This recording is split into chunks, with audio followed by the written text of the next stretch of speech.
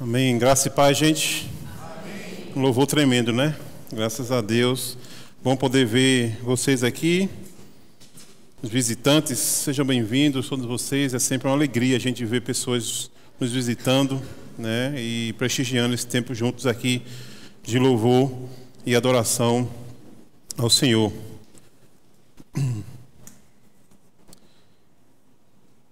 Gente, eu não sei quantos de vocês já assistiram algum filme que vai retratar exatamente isso que eu vou falar para vocês.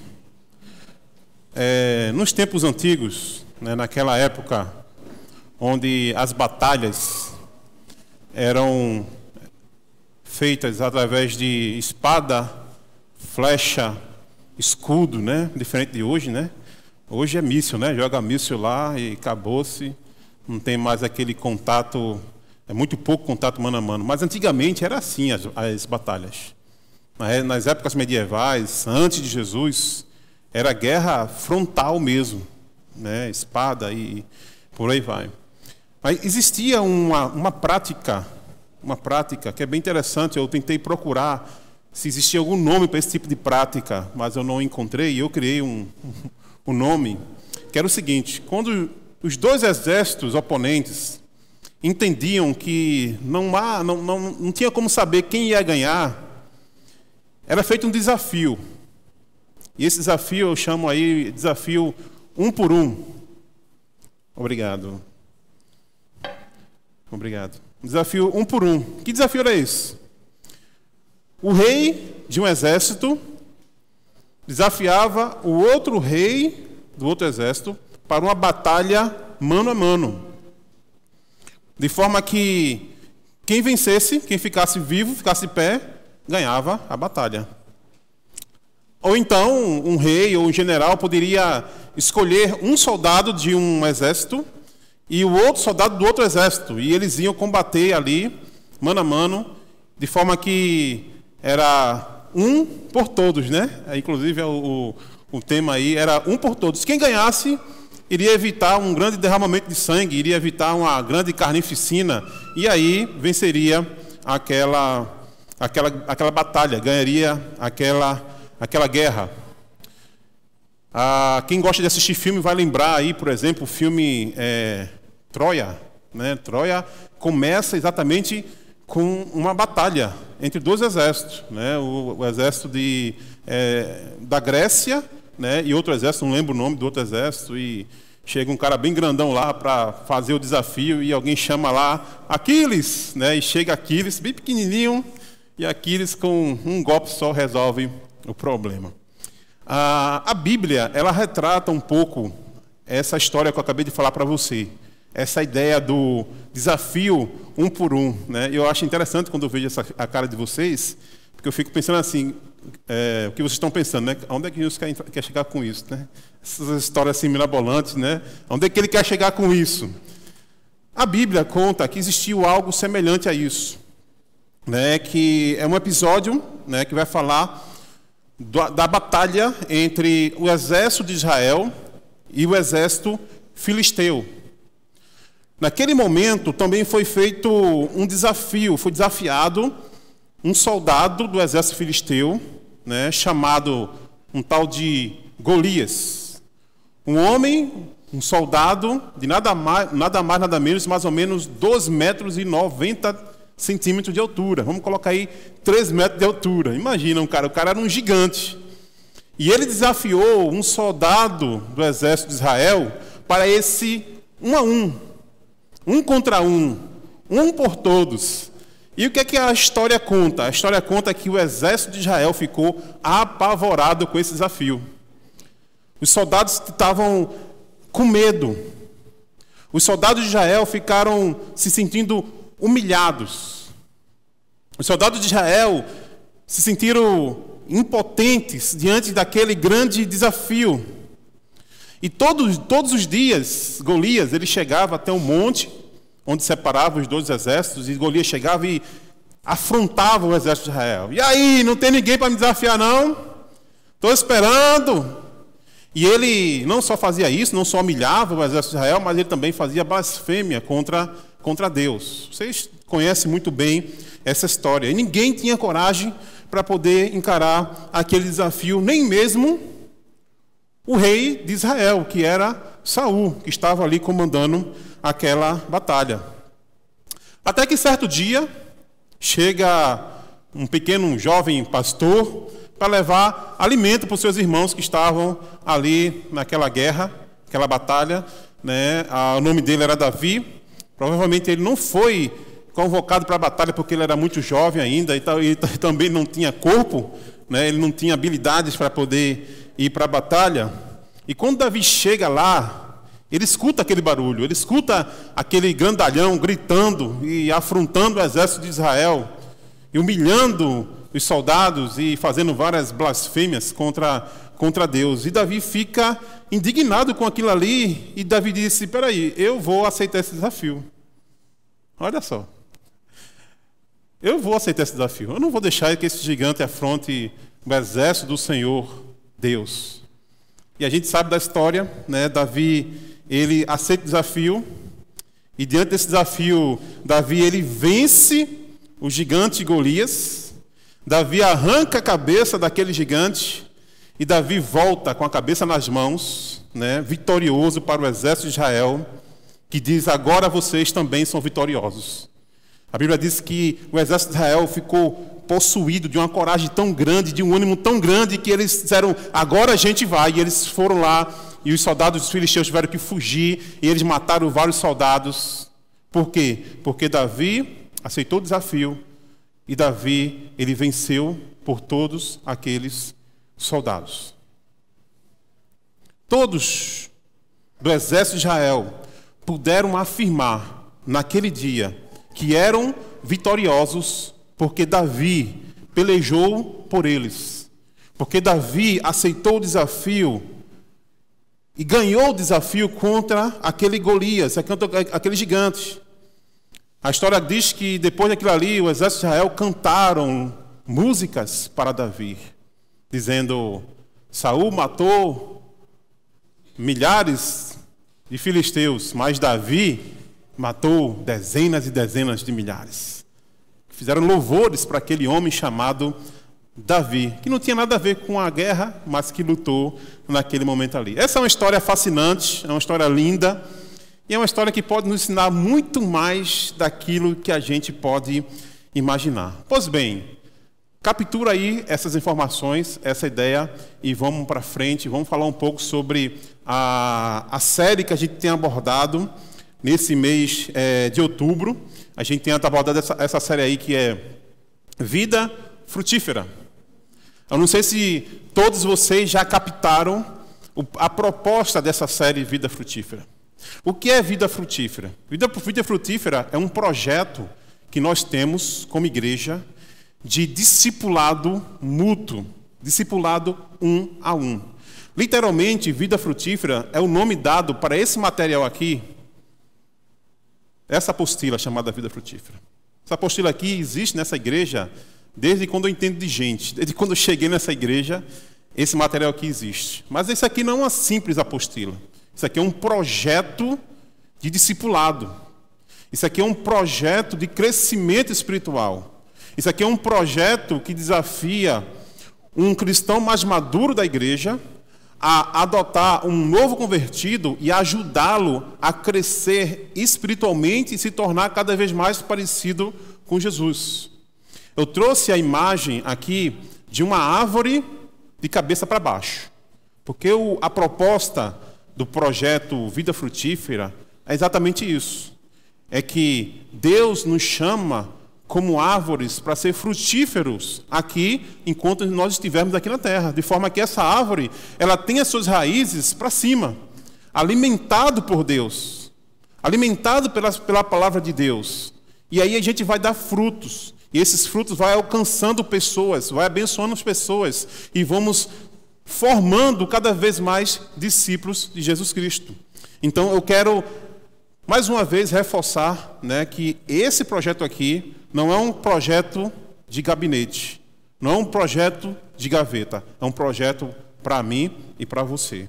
Se você nunca fez uma vida frutífera com um cristão, com um novo convertido, eu queria desafiar você a experimentar esse avivamento. A gente fala muito sobre um avivamento que a gente quer experimentar como igreja. Quer ser avivado? Pega um novo convertido e acompanhe ele nesse processo aqui. Não é só estudos, mas é relacionamento, de forma tal que você vai ver como Deus vai te abençoar. Mesmo você tendo 20 anos de convertido, como Deus vai te abençoar e como você vai aprender coisas extraordinárias na vida de alguém que está se alimentando na fé cristã. Então, se você nunca fez, ou talvez você esteja aqui conosco e você está aí pensando, poxa, eu gostaria que alguém fizesse isso comigo. Eu queria me dispor aqui para você. Quando terminar o culto, você me procurar. Que eu vou ter prazer de talvez eu mesmo fazer com você ou encaminhar você para fazer com outra pessoa.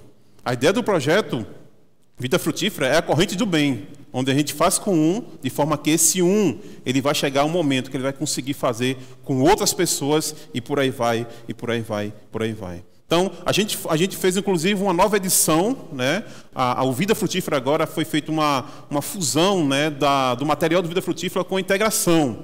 Né? Então, aí está com uma nova roupagem, está com uma nova proposta, né? Inclusive até também a questão da integração. Só chega na integração, só chega a membresia da igreja quando você consegue fazer isso aqui, passar por isso aqui com um membro mais maduro da igreja. Tá bom? Então, se você está aí nos visitando e você achou essa proposta legal, cara, gostaria de conhecer mais isso. Gostaria de fazer esse estudo aí. Então, me procura, que eu quero te orientar mais sobre isso aí. Tá bom? Então, a nossa série Vida Frutífera é nada mais, nada menos que uma revisão dos assuntos que tem aqui nesse material. Que a gente acha importante a gente reviver isso como igreja. Relembrar isso aqui. Porque a palavra de Deus, ela se renova todos os dias, ela pode ser aplicada de uma forma diferente em várias circunstâncias. Então, o que é que acontece? O pastor Rodrigo, ele inaugurou a série falando sobre a salvação, que é o primeiro estudo de Vida Frutífera. A salvação. E Rodrigo, ele nos conduziu, nos levou lá para o início de tudo, falando da queda. Não só da queda, mas mostrando as consequências que a queda trouxe para a humanidade e a importância aí da salvação, a necessidade da salvação porque houve essa queda.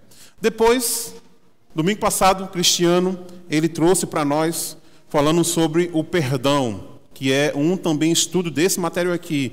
Né? E ele falou que o perdão é algo que nós herdamos por meio da salvação que temos em Cristo Jesus. De forma tal que todos aqueles que recebem o perdão de Jesus, eles também reproduzem e repassam esse perdão para outras pessoas. E hoje, nessa noite, eu queria compartilhar com vocês, e queria que vocês caminhassem junto comigo, que eu quero falar sobre o estudo da vitória. A vitória é o título da mensagem de hoje. Em relação a esse título, nós temos uma primícia no estudo sobre vitória, que é uma frase que diz exatamente isso aqui, ó. A frase é essa aqui, ó. Sua vitória sobre o pecado está garantida. Se você for pegar esse material e for abrir nesse capítulo, você vai ver que existe lá essa primeira frase.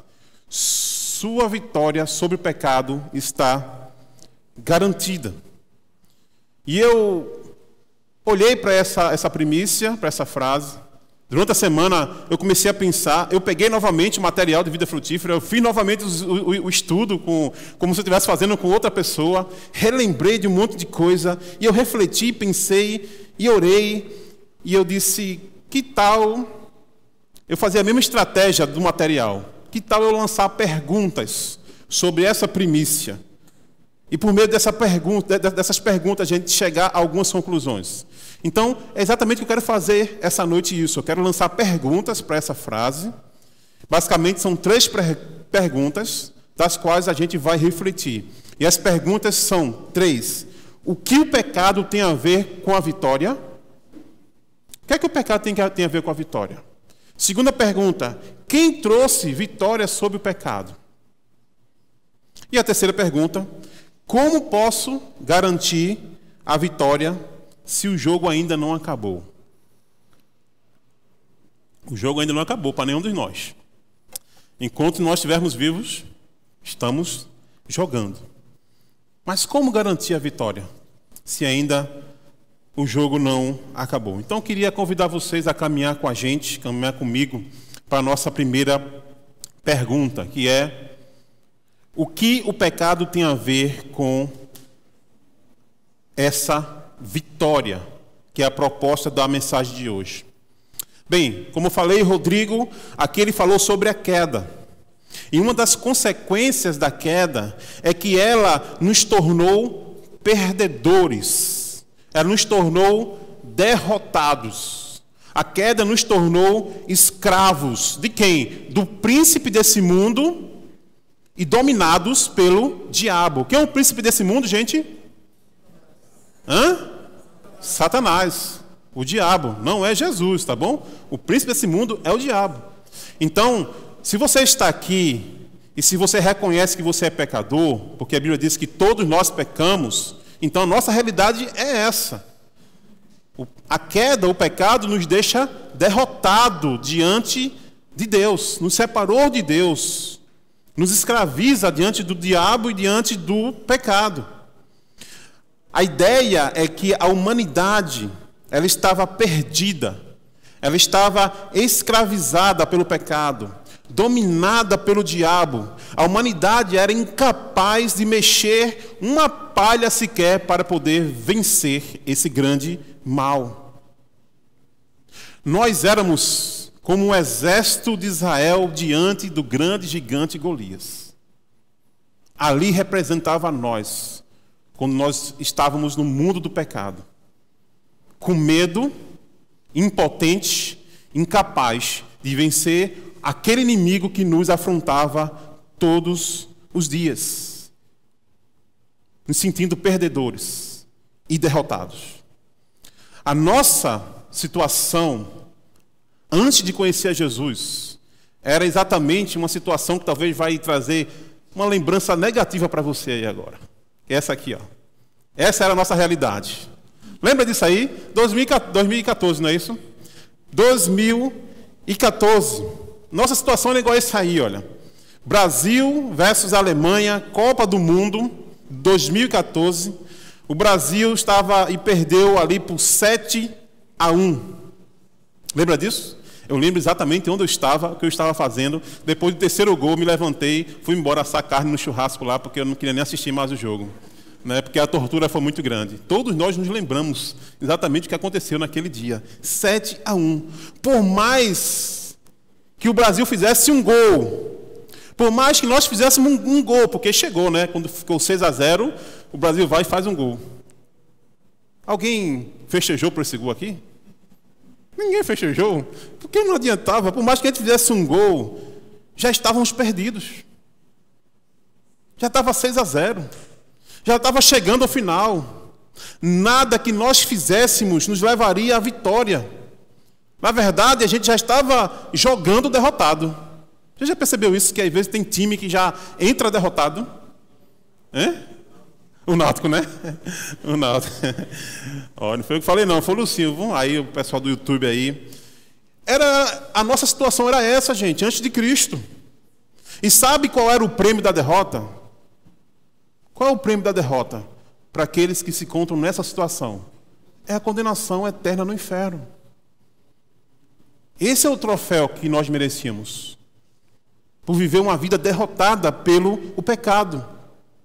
A Bíblia fala que nós éramos escravos do pecado, dominados por Satanás, e nós tínhamos uma escrita de dívida que dizia todo o mal que a gente fez. Era uma escrita de dívida que dizia todos os nossos crimes diante de Deus. E a nossa sentença no final dessa escrita era a morte. Você pode encontrar isso em alguns textos, como por exemplo, eu quero ler para vocês rapidamente, Colossenses capítulo 2, versículo 15. Quando vocês estavam mortos em pecados e na incircuncisão da sua carne, Deus os vivificou em Cristo e nos perdoou todas as transgressões e cancelou a escrita de dívida que consistia em ordenança e que nos era contrária. Outro texto também que eu queria que vocês pudessem ler comigo, se encontra lá em Efésios, capítulo 2, versículo 3. Efésios 2, versículo 3. Diz o seguinte: anteriormente, todos nós também vivíamos entre eles, satisfazendo as vontades da nossa carne, seguindo os seus desejos e pensamentos, como os outros éramos por natureza merecedores do quê? Da ira. E Tito, capítulo 3, versículo 3, diz o seguinte: Tito 3, 3. Houve tempo em que nós também éramos insensatos e desobedientes, vivíamos enganados e escravizados por toda espécie de paixões e prazeres, vivíamos na maldade e na inveja, sendo detestáveis e odiados uns aos outros. Esse aí é o nosso quadro antes de Jesus. Esse aí é o seu quadro se você ainda não está em Cristo Jesus. A nossa declaração antes de Jesus talvez seja semelhante à declaração de um homem chamado S. Kennedy, que ele diz o seguinte a Deus, ele faz uma declaração a Deus com lágrimas nos olhos, ele diz: não posso, Senhor, não há nada que eu possa fazer, nenhuma batalha em minha vida que eu possa realmente vencer, mas agora venho lhe dizer o quanto lutei e falhei em minha história tão humana de fraquezas e de futilidades. Essa é a nossa situação. Essa era a declaração que nós poderíamos dizer no passado. Essa é a declaração que qualquer pessoa pode dizer àqueles que não estão em Cristo Jesus.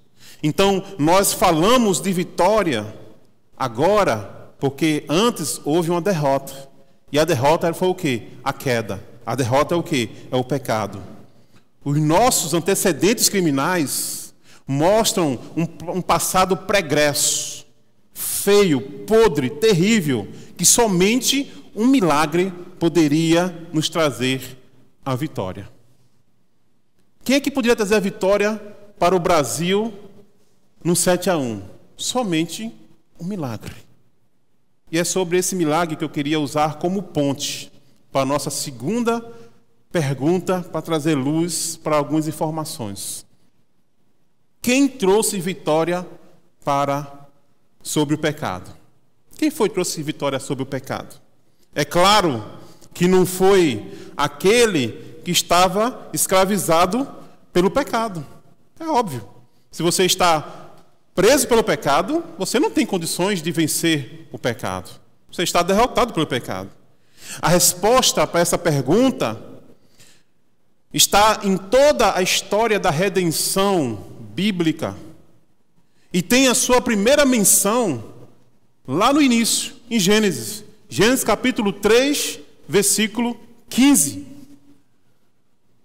Lá vai mostrar que Deus, em sua infinita graça e misericórdia, depois daquela tragédia do pecado entrando na humanidade, Deus, ele providencia aquele que iria esmagar a cabeça do diabo, a cabeça da serpente, e desmantelar o poder do pecado. Deus prometeu isso lá em Gênesis capítulo 3, versículo 15. Ele prometeu, foi um ato de graça. Adão e Eva não mereciam isso. Mas Deus diz assim: eu amo a minha criação, eu amo a minha humanidade, eu amo a você, e por isso eu vou resolver o problema. Agora, o Filho de Deus, ele não veio trazer vitória para si mesmo. Jesus não veio trazer vitória para si mesmo. Sabe por quê? Porque Jesus não precisava de vitória, gente. Porque Jesus, ele não era pecador. Jesus, ele não era nenhum derrotado. Ele era santo, ele era filho de Deus. Ele não era escravo do pecado. Quem era? Era nós. Jesus, ele veio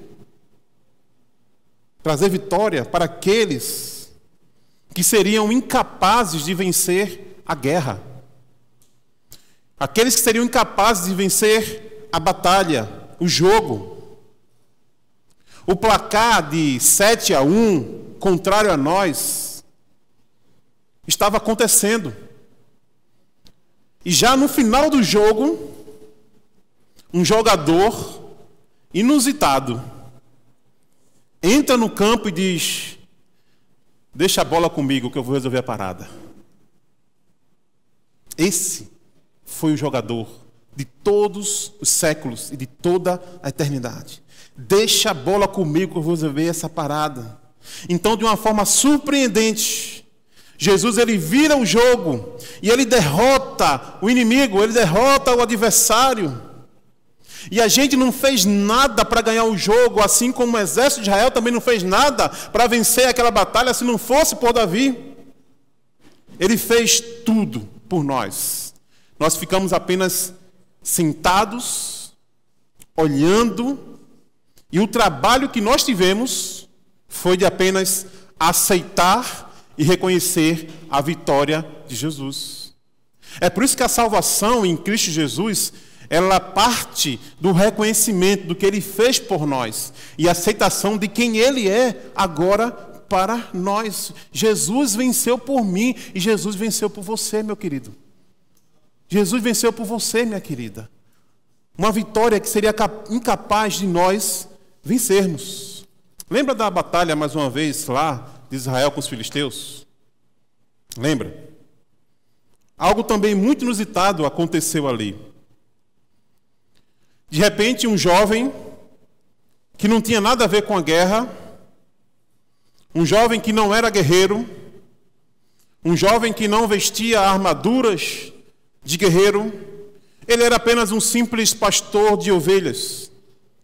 Ele se voluntaria para desafiar o grande gigante Golias.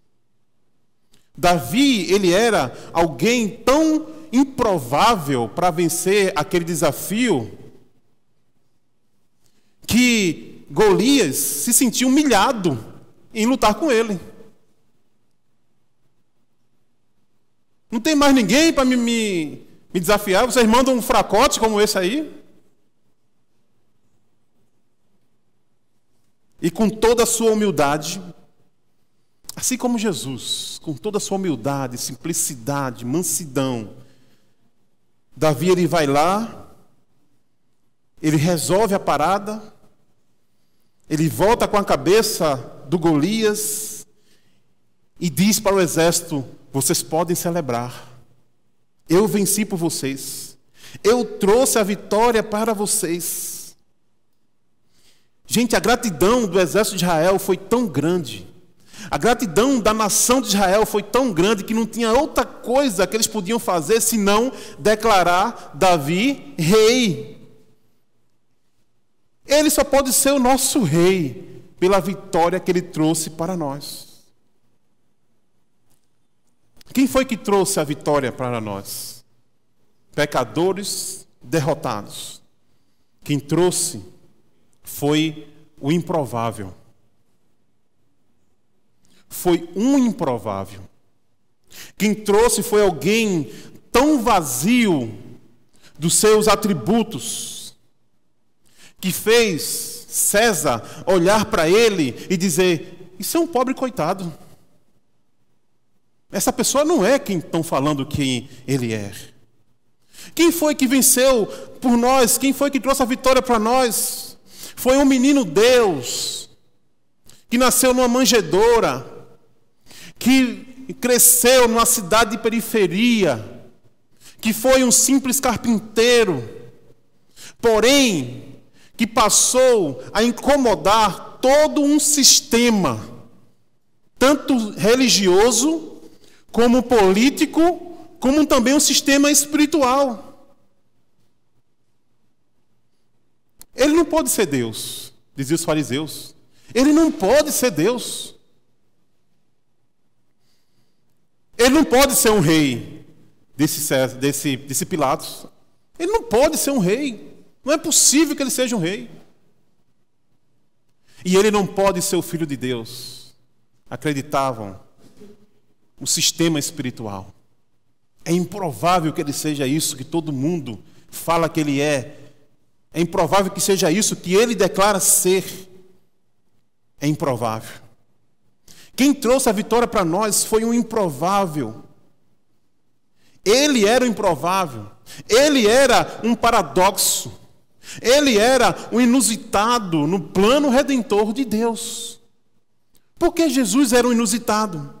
Porque ele era um Deus que se preocupou com sua criação. Ele se preocupou comigo e com você. Ele nos amou, sendo nós ainda pecadores.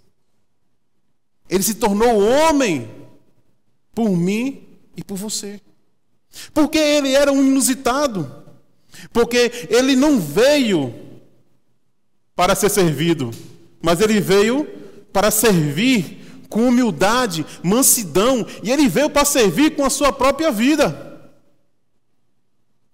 Por que Jesus ele era inusitado? Porque para ele a vitória não viria por meios convencionais. A vitória não viria pela perspectiva que Judas tinha, de que Jesus ele era o guerreiro de Davi, que a qualquer momento chegaria um grande exército que iria conquistar Israel do domínio do Império Romano. Não, Jesus ele é inusitado, porque as maneiras da vitória que ele traz não é uma maneira convencional, mas uma maneira não convencional. Ele precisa morrer para vencer. Olha que grande paradoxo. No reino de Deus, a gente precisa morrer para vencer. O diabo não sabia, gente.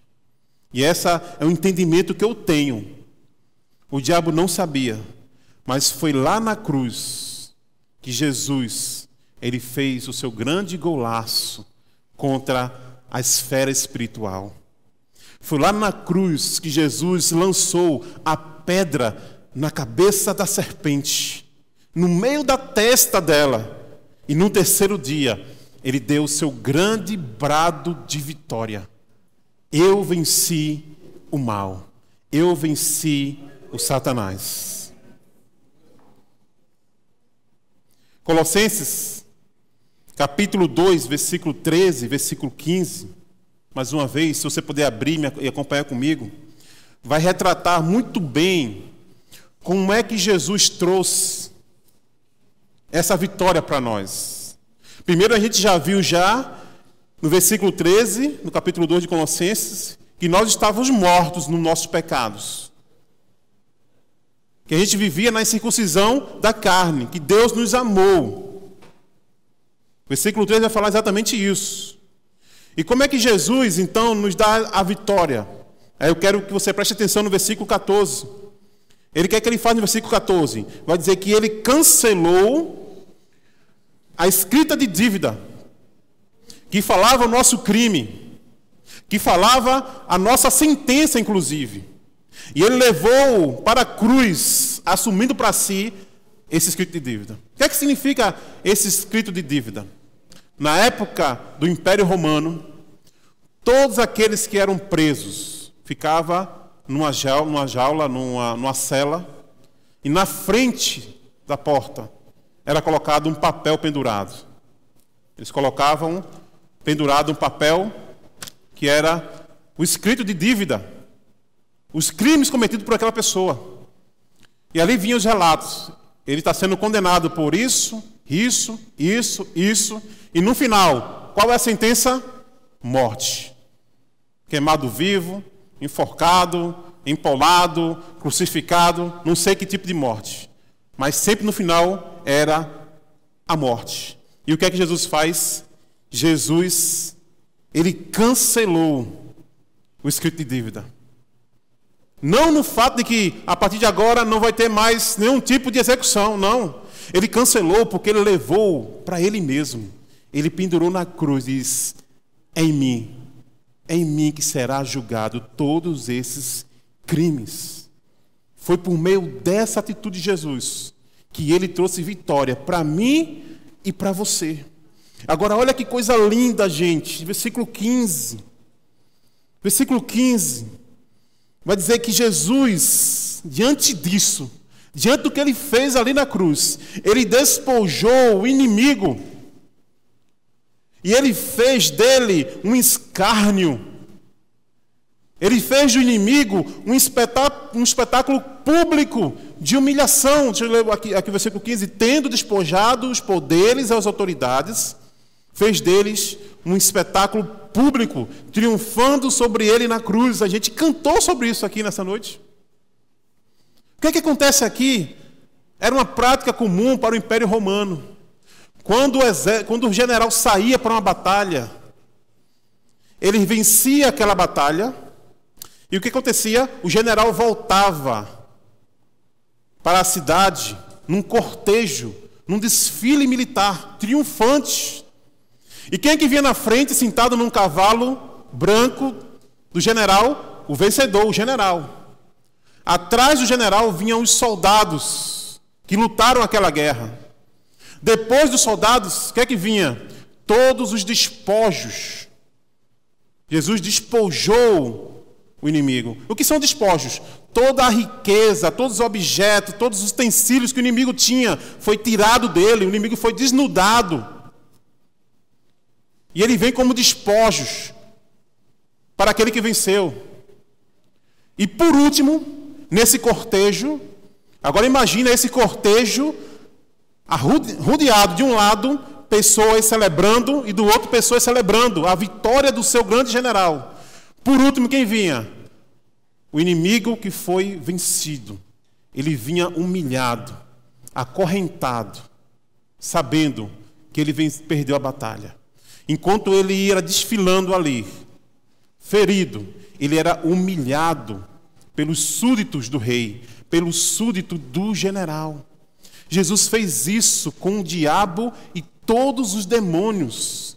Ele despojou os principados e potestades e fez do diabo um espetáculo público de humilhação na esfera espiritual.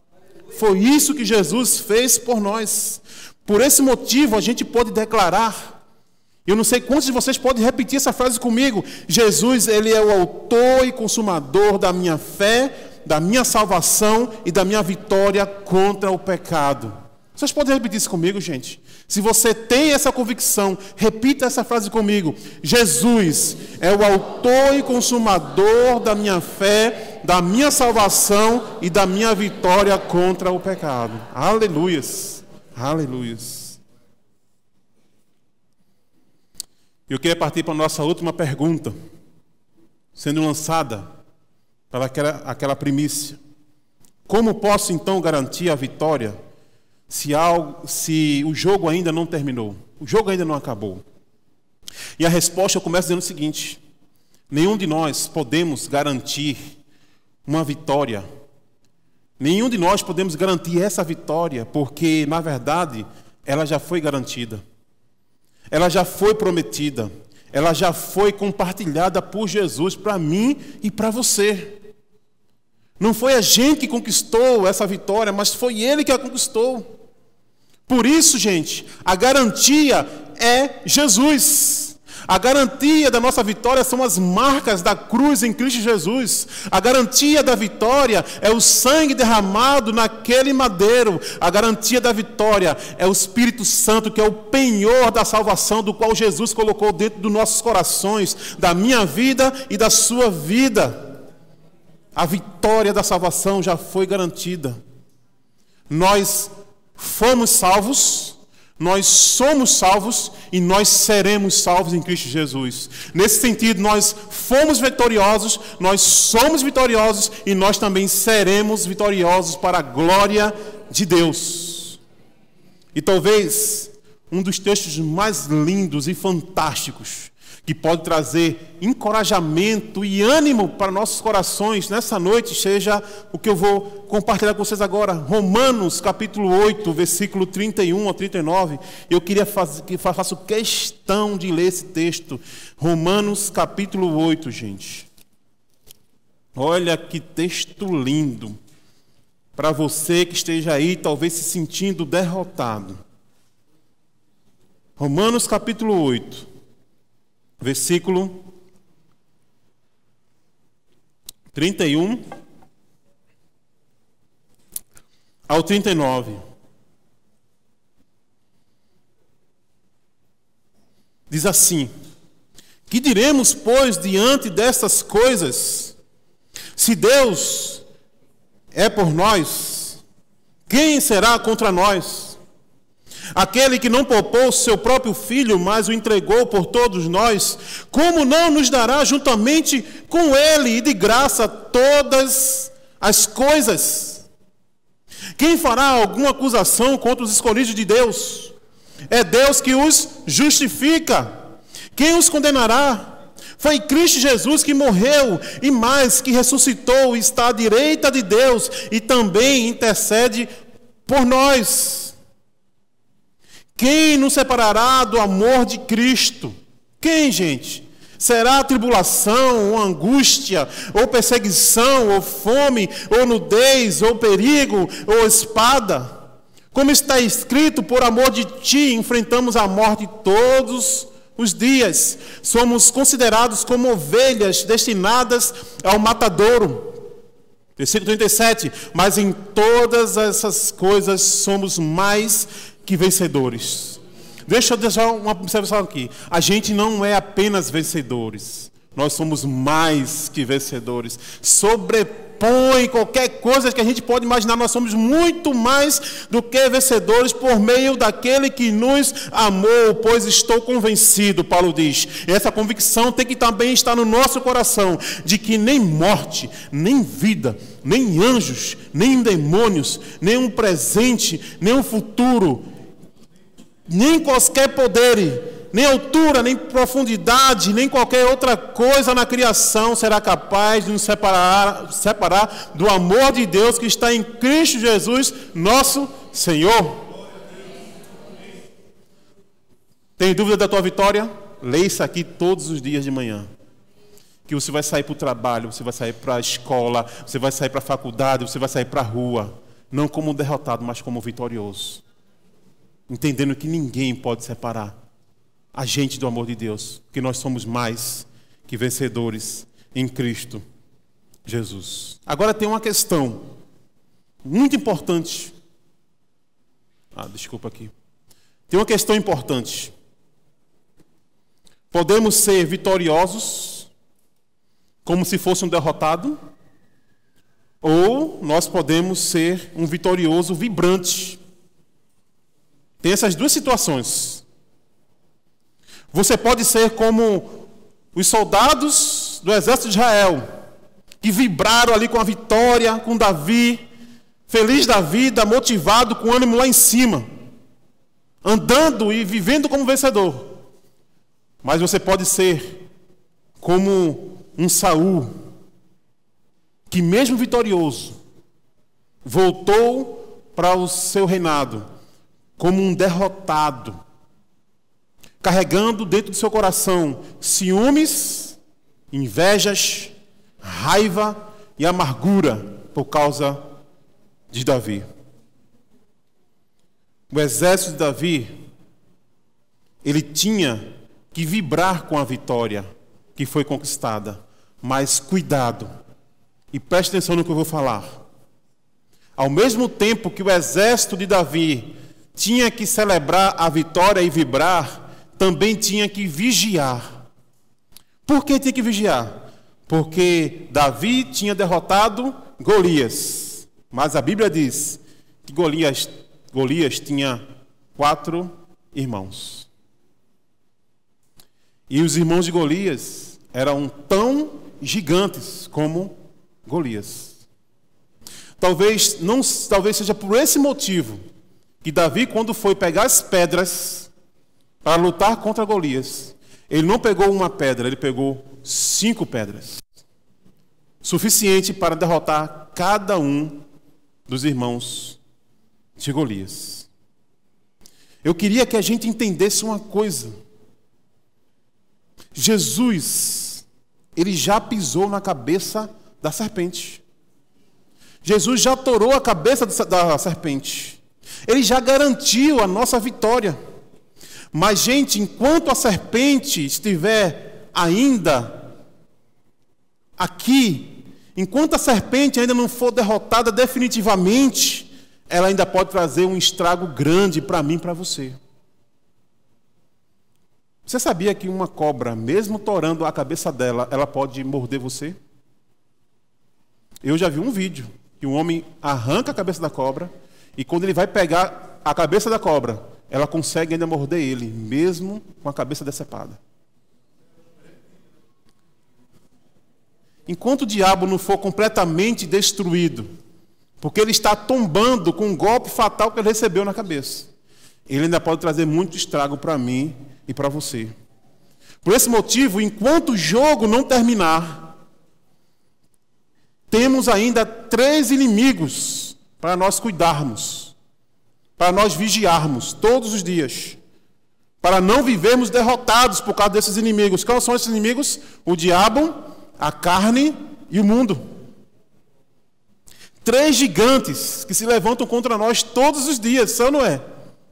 O primeiro a se levantar é quando você vai lá no espelho, quando você acorda, você mesmo.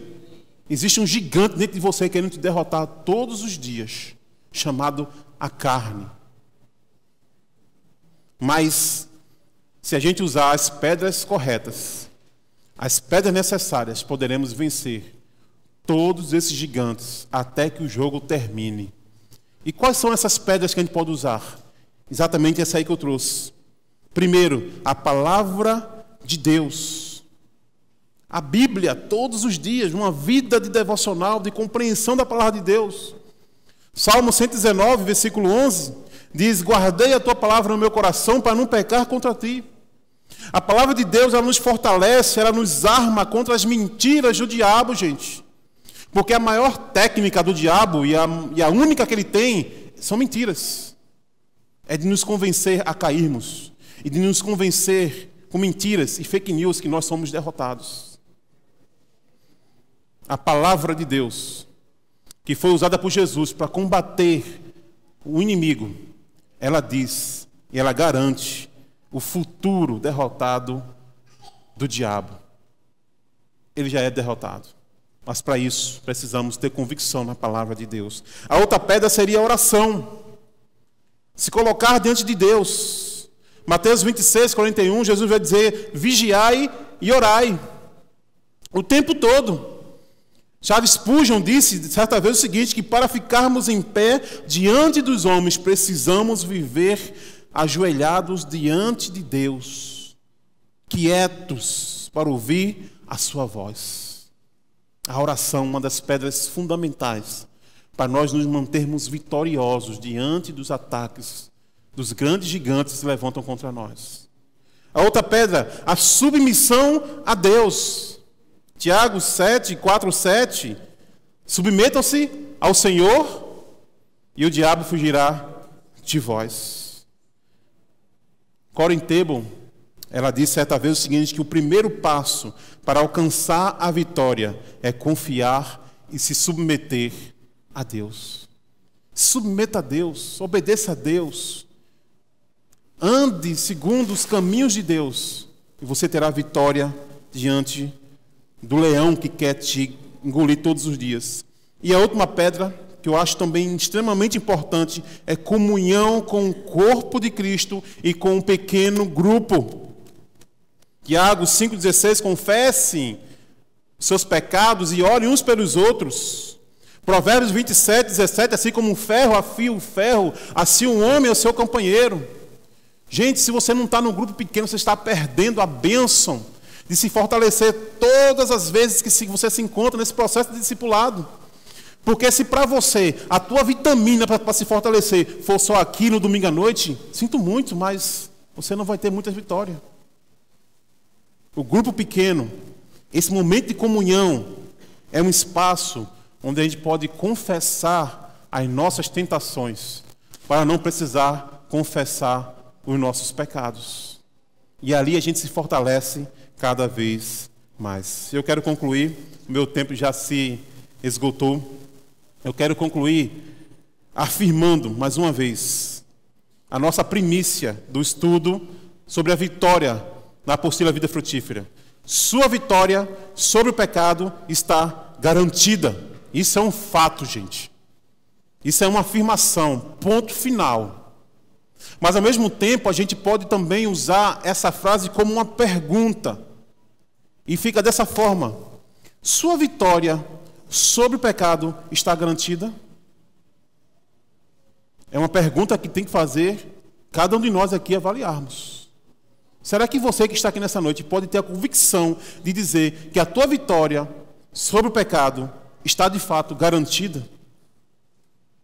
Porque vitória contra o pecado somente em Cristo Jesus. Somente nele. E às vezes a gente vive a vida toda sendo derrotados por algumas coisas, alguns detalhes, alguns pecados de estimação que a gente não consegue vencer, porque alguma coisa está errada. Alguma negociação a gente está fazendo com os inimigos. E talvez seja por conta disso que certa vez Moody, ele disse o seguinte para um amigo dele, que vivia uma vida derrotada na vida cristã. Ele disse o seguinte para um amigo dele: seu mal é que o Senhor aceitou apenas metade do Evangelho. Olha o que Moody disse para um amigo. E isso a gente tem que ouvir dos nossos amigos também.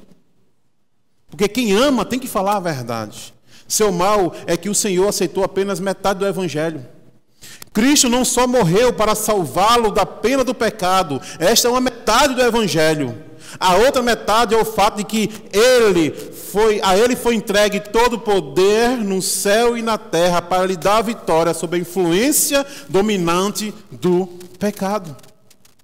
A Jesus foi dado todo o poder no céu e na terra para dizer para nós: você não precisa mais viver sobre o domínio do pecado.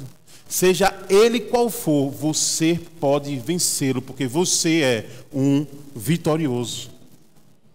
Renato Vargas disse o seguinte, que o que realmente vence na vida, os que de fato vencem na vida, são aqueles que optaram ser amigo de Deus, que optaram ser amigos de Jesus. E a pergunta que eu faço: você é amigo de Deus? Você é amigo de Jesus? Você já experimentou a salvação em Cristo Jesus? Porque se você não fez, você continuará tendo uma vida derrotada na esfera espiritual. Mas se você quiser fazer nesse momento, esse é o momento que Jesus te chama para entregar a vida a Ele e entender: Senhor, eu não consigo de forma alguma vencer o mal, o pecado e me livrar do diabo, mas eu sei que o Senhor pode fazer isso por mim. Por isso agora eu morro diante do mundo, mas vivo diante do Senhor para a vitória, em nome de Jesus. Você pode fazer isso hoje. E isso não é só uma afirmação, isso também é um convite para todos vocês que estão aqui e para você que está nos assistindo aí no YouTube. A minha oração e o meu desejo nessa noite é para que nós vivamos de forma digna daquele que nos garante a vitória. Jesus, Ele já a conquistou. Ele já a trouxe para nós. Agora cabe cada um de nós andarmos de cabeça erguida, triunfante sobre o diabo, a carne e o mundo, rumo ao pódio, onde receberemos definitivamente a coroa da vitória. Essa é a minha oração, meu desejo para a minha vida e para a vida de cada um de vocês que estão aqui, em nome de Jesus. Quero orar com vocês nesse momento. Pai, em nome de Jesus, eu quero agradecer ao Senhor, Deus, pelo que Jesus fez por nós na cruz. Nós éramos como um exército de Israel, Deus, impotentes diante do desafio de vencer o gigante Golias, de vencer o pecado que nos escravizava, de vencer o diabo, Deus, que nos dominava. Nós não conseguiríamos vencer aquela batalha. Estávamos perdendo, Deus, de 7-1. E a gente sabia que o final, a derrota trazia para nós a condenação eterna no inferno. Mas diz a tua palavra, Deus, que o Senhor nos amou de forma profunda, de forma tal que o Senhor lá no início, lá no Gênesis, prometeu para nós que enviaria alguém para desafiar o inimigo, o gigante, e vencer por nós. Foi Ele um por todos. Ele venceu por todos nós, Deus. E agora nós estamos aqui reunidos como igreja, dizendo que agora queremos viver todos por Ele, todos por Jesus, o autor e consumador da nossa fé, da nossa salvação e da nossa vitória, Deus. Deus, em nome de Jesus, eu quero que o Senhor ministre no coração de cada um que está aqui, que já entregou a vida a Jesus, mas não consegue ter vitória em alguns pecados da vida, Deus. Pai, em nome de Jesus, liberta essas pessoas, Deus. Faça com que ela entenda de forma definitiva que o Evangelho, ele é completo. Ele é por inteiro. Que Jesus, ele não só nos livrou do inferno, mas ele também nos livra, Deus, de todo e qualquer pecado. Ajuda a gente, Deus, buscar, Deus, a viver e usar essas pedras, Deus, para derrotar esses inimigos, que é a Tua palavra, Deus. É se submeter ao Senhor constantemente, uma vida de oração, estar junto numa igreja, num grupo pequeno, Deus, sendo aquecido, sendo estimulado todos os dias a vencer cada vez mais a nossa carne, que nos impulsiona a voltar para a escravidão, nos impulsiona a voltar para as correntes. Em Cristo Jesus, nós não somos apenas vitoriosos, nós somos mais que vitoriosos, Deus. Nós louvamos ao Senhor por isso, por essa verdade, por essa convicção, Deus. Que o Senhor possa falar, Deus, aos nossos corações, sobretudo aos corações daqueles que estão aqui, que ainda não entregaram a vida a Jesus. Que eles não possam perder um segundo sequer de tomar essa decisão e viver, Deus, uma vida triunfante e vitoriosa, experimentar algo extremamente maravilhoso, que é a vida em Cristo Jesus. Em nome de Jesus, Deus, é a nossa oração, nosso agradecimento por tudo que o Senhor tem feito em nossas vidas, por cada vitória que nós tivemos, que temos tido e que ainda teremos em Cristo Jesus. Em nome de Jesus, Deus. Amém, Pai. Amém.